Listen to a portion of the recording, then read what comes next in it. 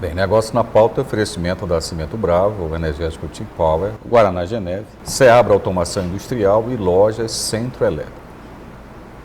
Recentemente houve um movimento no governo, com um projeto de lei no Congresso Nacional, para regularizar alguns segmentos de mercado de trabalho, acusados de precarizadores do emprego.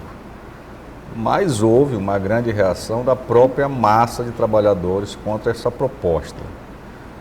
Então, o nosso entendimento de trabalho e emprego, de forma geral, doutor Paulo, tem que ser atualizado, né? Porque quando aparentemente um projeto que vem beneficiar o trabalho, ele diz, não, eu não quero.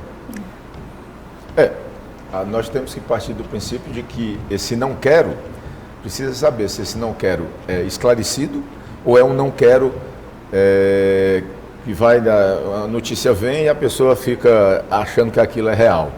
Por exemplo, você vê motoqueiros, né, pessoal, motoboy, com aquelas caixas de entrega de alimentos e uma pessoa atuando dessa forma, que chamam de aplicativo, né, motorista de aplicativo, entregador de aplicativo, coisa desse tipo. Sim.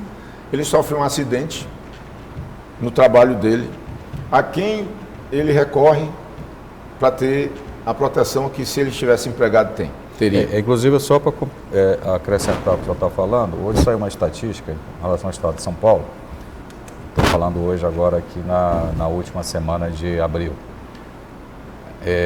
que aumentou 15% o número de mortes por acidentes de trânsito em São Paulo e 40% foram derivadas de acidentes com motocicletas, sendo que a frota de motocicletas em São Paulo só chega a 20%. Acho que complementa um pouco o que o senhor está falando, né? Pois é. Eu estive no ano passado num evento trabalhista lá em São Paulo, não, minto, em Fortaleza, e nesse evento foi apresentado algo que me assustou. Por exemplo, quem de nós não vê no dia a dia a velocidade com que eles costumam caminhar entre os carros para fazer as entregas? Sim. E diga-se passagem, contra o Código de Trânsito. Contra, né? O Código de Trânsito que ele não permite isso. Você sabe, lá foi apresentado, não fui eu que pesquisei, mas foi apresentado no Congresso, que havia bonificação pelo quantitativo Sim. elevado de entregas. Quanto mais Ou rápido. seja, a pessoa é tentada a andar mais veloz, se arriscar mais por conta da bonificação que vai receber. Mas voltando, se você não me surpreenderá se você pegar um Uber e perguntar a ele, você tem interesse em ter a carteira anotada? É provável que ele não vai querer, porque a primeira coisa que vem à cabeça dele é que ele vai ter um horário. Horário, trabalhar, alguns descontos que ele não tem. Pronto. Mas aí a minha preocupação maior nesses casos é com que tipo de amparo um motorista desse, um motoboy desse, tem quando ele se acidenta. Sim. Se ele adoece, nenhum. Não é verdade? E o que me desassossega um pouco... Assim, na verdade, ele vai para a rede pública de saúde, né? Mas e o salário dele? Ele vem de onde? Dali para frente? Sim. A família dele vai subsistir às custas de quem? Precisa pensar nisso. Agora, muitas das vezes eles não têm um esclarecimento, não são esclarecidos, e aquelas pessoas que tratam com eles, que são as pessoas em que eles confiam como os porta-vozes da verdade, né, da categoria, enfim, olha, é assim, assim, assim, eles acreditam, mas não há questionamento. Por exemplo, o que mais me entristece nós estamos num momento até de mudança nisso, o Supremo Tribunal Federal, o juiz do trabalho faz toda a instrução de um processo relativo a um motorista de aplicativo, um motoboy, e entende que ele, a rigor, não são todos os casos, mas vamos dizer um caso ou outro, que fica evidente que ele é absolutamente amoldado à moldura do empregado, reconhece o vínculo de emprego, e aí depois vem uma reclamação direto do primeiro grau, não passa nem pelo tribunal, pelo TST, nada, direto pelo Supremo Tribunal Federal, e lá o Supremo Tribunal analisa assim. Qual é a matéria? A impressão que me dá. Eles vão analisar e vão ver, acham em alguns dos ministros têm entendido que aquilo ali se adequa a um determinado tema que já foi julgado e, portanto, a competência nem é da Justiça do Trabalho. E nós temos agora a competência mitigada, diminuída, por conta de que aquilo não é uma prestação de serviço, Sim. independentemente de ser emprego ou não ser emprego, é um prestador de serviço, é trabalho. E a Constituição diz... Mas aí eu vou lhe lançar uma provocação aqui. Não há uma cultura da sociedade brasileira, isso passa por legisladores também, que tudo se resolve por lei. Porque eu acabei de citar uma estatística aqui da morte em acidentes de trânsito por motos em São Paulo. Né? E aí, há um tempo atrás, se reconheceu que isso era um problema, e aí alteraram o Código de Trânsito Brasileiro, proibindo que as motos passassem entre os carros, que deveria seguir as filas do carro. Tem a faixa em São Paulo mesmo agora. Isso não mudou nada. Aí agora, uma atitude mais coerente da administração pública em São Paulo é assim, vamos criar a faixa dos motoqueiros entre as faixas do carro. E isso aumentou a velocidade operacional das motos, né? Criou menos acidente de trânsito. Quer dizer, que às vezes a boa vontade acaba no intuito, né, ou na pretensão de que qualquer legislação vai resolver os problemas, e que nem sempre talvez esse caso a gente está falando, eu falei desse movimento do governo federal, né, com um projeto de lei no Congresso Nacional, porque isso foi muito discutido na imprensa de maneira geral, mas as interpretações são inúmeras. Há essa interpretação aqui do Dr. Paulo, há outras que dizem que não é isso, né? E por isso que a pergunta inicial do bloco foi uma provocação também, assim, nós precisamos nos atualizar, eu falo nós de todos nós aqui, que estamos no mercado de trabalho há muito tempo, né, como empregado, como empregador, o senhor como juiz, de que isso está passando por uma mudança muito grande? Eu particularmente acho que seria interessante que viesse mesmo essa legislação contemplando os motoristas de aplicativo, os motoboys que atuam na mesma sistemática com entregas e tal. Eu acho que seria interessante, porque a iniciativa do governo, eu não vou entrar no mérito de tudo, que eu efetivamente não cheguei a ler o projeto de lei todo e tal, mas eu acho interessante, porque efetivamente é uma evolução que talvez a CLT não tenha contemplado. É uma sistemática de trabalho, algo novo mesmo.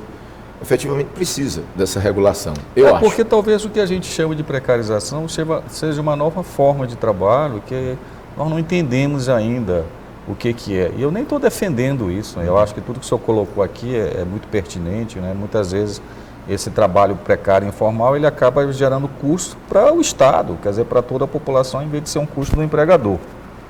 Mas às vezes essa ânsia de querer regular tudo, né? De querer que tudo funcione direitinho, ela gera uma própria, digamos assim, estranhamento. E aí vou citar uma coisa recente, que até um dos meus filhos disse assim, pai, depois da pandemia, para a gente ficou incompreensível essa coisa de você não trabalhar remotamente. Porque não há necessidade mais de muitas profissões disso acontecer. Né? E já tem outros que dizem assim, não, precisa ter, pelo menos parcialmente, Diga, doutora. Na verdade, eu queria acrescentar, colocar uma frase para o doutor, que é muito se falada e talvez encaixe tudo isso, que hoje, o acordado prevalece sobre o legislado. Então, falar muito dessa rigidez para com a legislação, mas também trazendo esse permissivo da reforma para o acordado, até onde pode ser isso, né? Qual o limite? A CLT foi alterada e ela elenca as matérias que podem ser objeto do acordado, superando o legislado. Né? É interessante que nós saibamos que a lei, a CLT, ela prevê o piso e não o teto. Né? As pessoas dizem assim, hora extra. Alguém aqui conhece, você lembra de alguém que tenha ajustado para pagar o empregado as horas extras com valor equivalente a uma hora normal acrescida de 80%, de 70%? Ninguém, é muito raro, a não ser por um ajuste coletivo. Ajuste da categoria do representante, o sindicato representante dos empregados, o sindicato representante dos empregadores, ou a empresa com o sindicato dos trabalhadores ajustarem isso. Mas de regra o que se paga é 50%. Aquilo ali não é o teto, aquilo é o piso.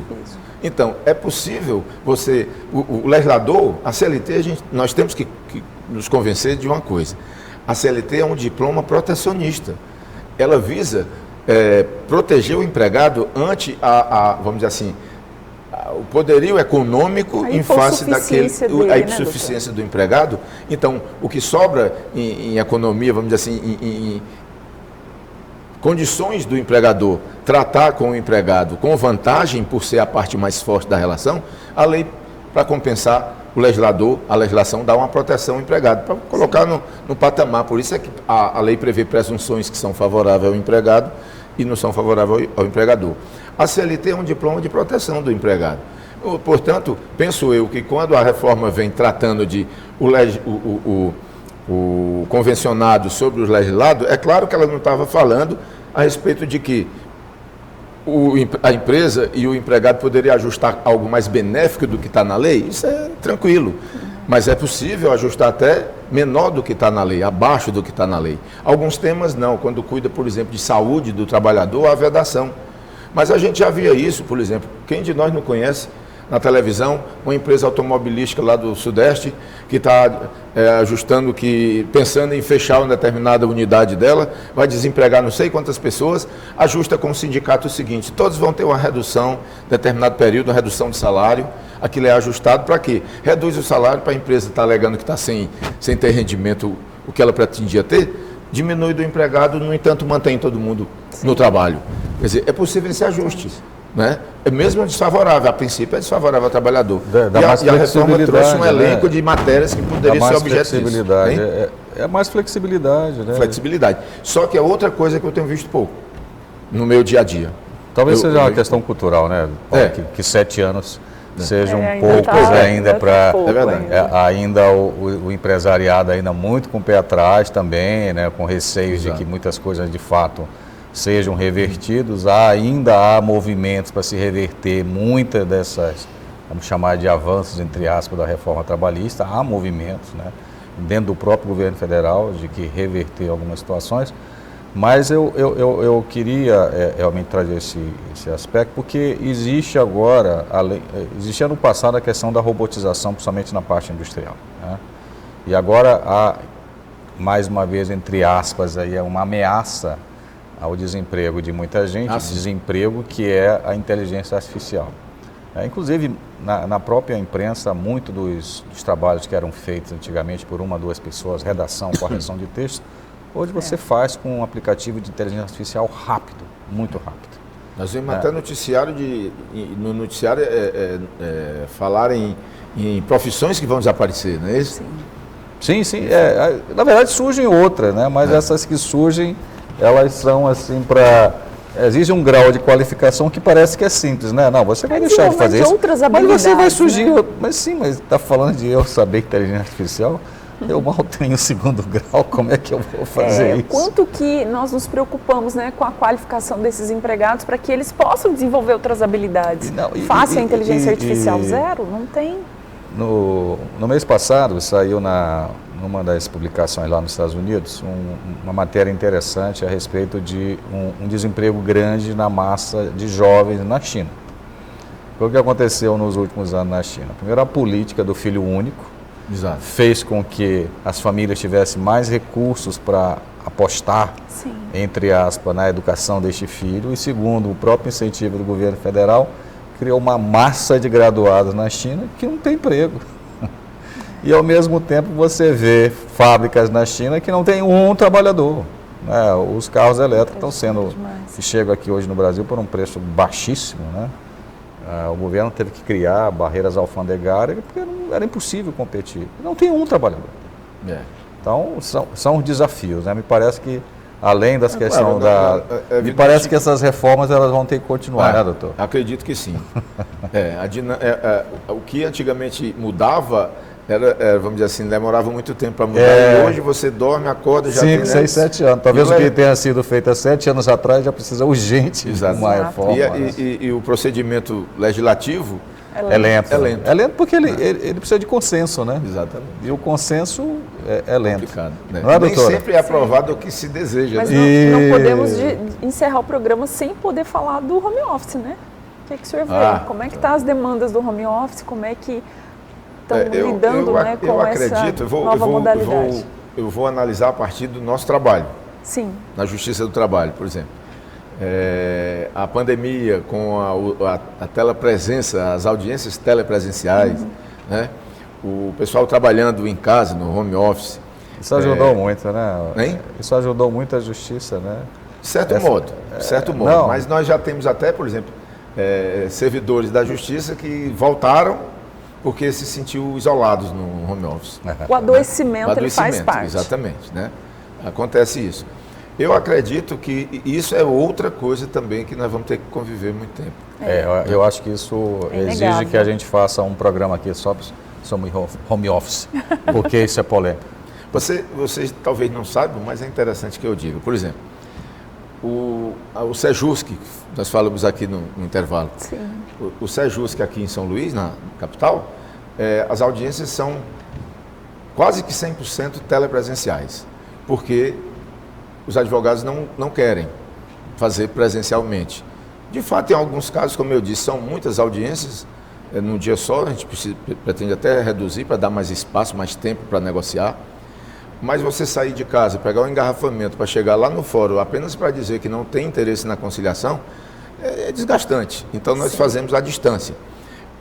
O trabalho, se você vai ao fórum, você vê que tem pouca gente no fórum. Exato. Porque acho que a metade do quadro de cada vara, ou se não perto disso, está 30% em casa. Trabalhando em casa. Né? E eu penso que do mesmo modo em algumas empresas. É verdade, eu acho que tem muitas Mas foi outra coisa que também não é frequente ainda, não é um tema frequente na justiça, reclamações iniciadas. Eu acho que vai chegar um momento que isso vai acontecer. Então, Paulo, muito obrigado aqui pela sua presença. Obrigada, viu? Foi muito esclarecedora todas essas informações que o senhor trouxe aqui até a gente. Muito obrigado. Pois é. Eu falo bastante, assim. Isso é bom, por isso o senhor está aqui na TV. Então eu às vezes fico um pouco apressado falando, né? A gente parece que falou pouco, mas foi 45 minutos. Foi 45 minutos, então tá bom. Eu lhe agradeço muito. Obrigada, doutor. Mas eu fico à disposição de vocês em outras ocasiões. Para mim é uma honra estar aqui, viu? Doutora Vivian, muito obrigado. Obrigada. Aqui você agora no outro lado da bancada, né? Fazendo parte da equipe aqui do Negócio na Pauta. Bem, a gente fica por aqui. Obrigado mais uma vez pela sua companhia. Lembrando que Negócio na Pauta é um oferecimento de Centro Elétrico, Energético Team Power, Guaraná Geneve, Cimento Bravo e Seabra Automação Industrial. Todos os nossos programas estão disponíveis em nossas redes sociais, é só seguir Negócios na Pauta. Uma boa semana para você e até o nosso próximo encontro. Tchau.